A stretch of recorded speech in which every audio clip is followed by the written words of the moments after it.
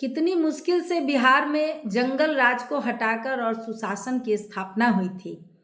और पिछले वर्ष से देखिए फिर से बिहार जंगल राज में तब्दील हो गया।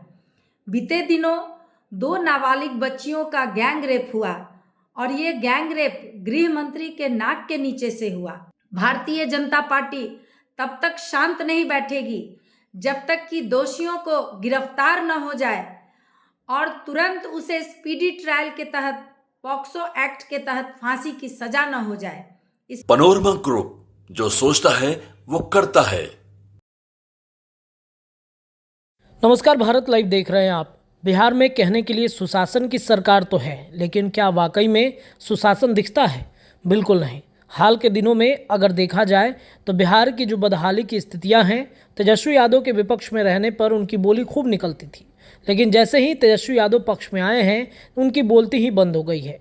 सुशासन के सवाल पर तेजस्वी यादव जब विपक्ष में थे तो नीतीश सरकार को क्या क्या नहीं बोल दिया था। सुशासन के सवाल पर खुद तेजस्वी यादव इतने ज़्यादा एक्टिव थे कि बिहार के लोगों को लगा कि तेजस्वी आएंगे सरकार में तो बहुत कुछ बदल जाएगा। लेकिन तेजस्वी के आने के बाद भी सुशासन की सरकार में कुशासन होता है। तेजस्वी इस पर चुप्पी साधे रखते हैं। देखिए, बिहार में इन दिनों जो गैंगरेप का मामला सामने आया है, इस घटना के बाद से बिहार की जो बच्चियों को ताकत नीतीश कुमार ने दिया था, वो ताकत अब कमज़ोर पड़ने लगी है। नीतीश कुमार के बिहार की बच्चियां अब डरने सहमने लगी हैं।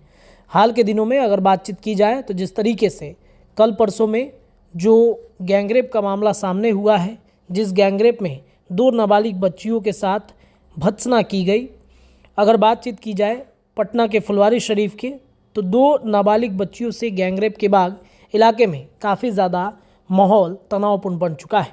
ऐसे में सरकार पर भरोसा कैसे किया जाए, तेजस्वी यादव पर भरोसा कैसे किया जाए, जो कहते हैं कि हमारी सरकार बनते ही स्थितियां सुधर जाएंगी।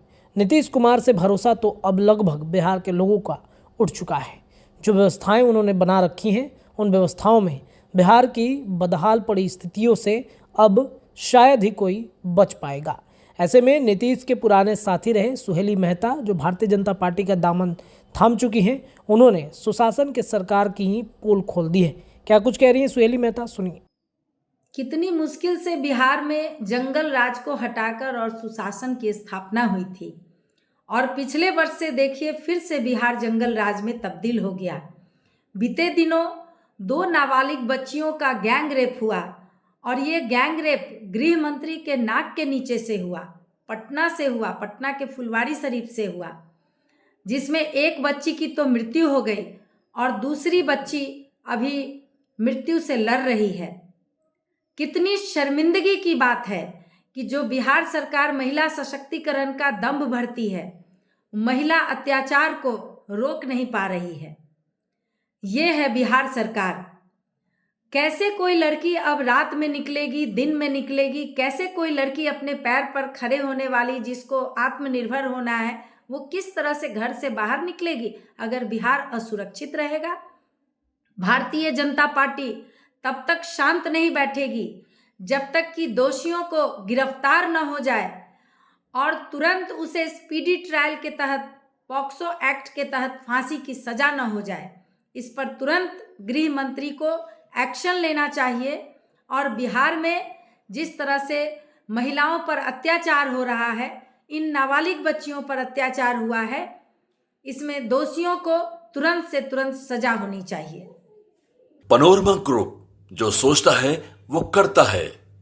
अगर ये वीडियो पसंद आई और वह बिहार के राजनीति और बिहारियत से सरोकार रखेनी तो सब्सक्राइब बटन दबा के चैनल के सब्सक्राइब कर ली। ओजे एगो घंटी बा, ओकरा बटन दबा देला से कुल सटीक और मारक खबर रुआ मुफ्त में मिल जाई। अगर रुआ पत्रकारिता के हमनी के नया प्रयोग में सहयोग कर चाहतानी तो ज्वाइन बटन दबा दी। पेटीएम नंबर नोट कर ली 9386816700। धन्यवाद।